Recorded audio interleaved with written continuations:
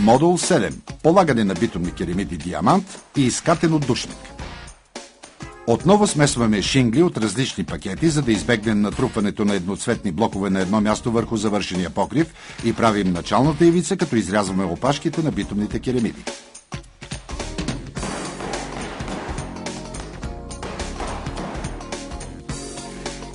И битумните керемиди диамант винаги трябва да се полагат диагонално, като се скъсяват всеки път с половин опашка.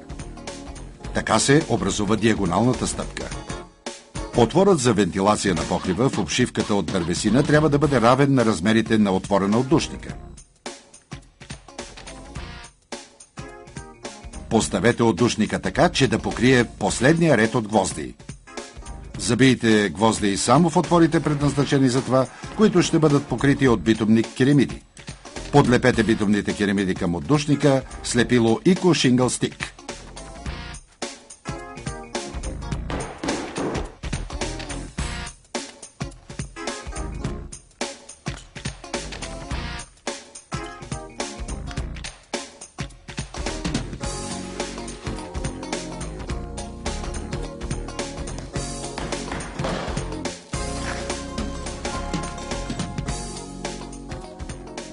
Наблюдавайте внимателно как се изрязват от керемидите и монтират билните елементи.